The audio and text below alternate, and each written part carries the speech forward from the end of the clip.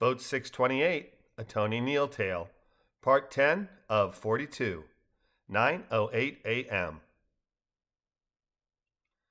Rachel, watching as the rafts and kayaks were safely lowered to the ground before Patrick and a handful of NOC river guys separated themselves from the watercraft and headed from the bus side of the parking lot to the area where the guests had been asked to wait, saw Patrick dog trot from the bus over to his waiting guests, and as he approached, Patrick waved a hand towards a tall, lanky, dark-haired man who stood on the periphery of the crowd, holding hands with an age-mate woman as the couple looked at the mist-shrouded mountaintops that encircled the parking lot. "Frankie, Frankie, Frankie!" Patrick called out enthusiastically as he approached. "I need someone to help carry the raft down, and since it's primary season, I nominated, voted for, and elected you for the task. Come help me tote the boat, and everybody else who's in my boat, go get your paddles."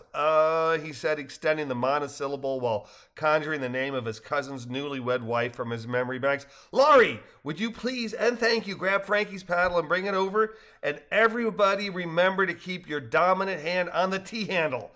Almost lost a tooth to an inattentive Reggie last week. Start at the back of the bus, file forward, and grab a paddle. They're all the same size," he said before clapping his hands twice loudly and then quickly and repeatedly waving his right hand at the wrist to get everyone to follow him as he headed back towards the bus.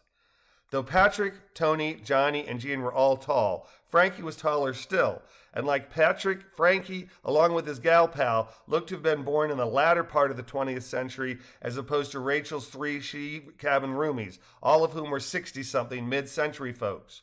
Rachel smiled at Laurie and said, "Hey, I'm Rachel. You're on Pat's boat?" Yes I am," she said, adding, "My name's Laurie." "Rachel," Rachel repeated, adding, "Rachel Chin. Pleasure to meet you. Done this before?" "No," Laurie said emphatically, twisting her head left and right, repeatedly emphasis. "You?" "Some, but today may be wilder than what I've done in the past. We've had a shit ton, or should that be a piss ton, of rain, and all that water's been flowing into the river. It'll be a wild ride."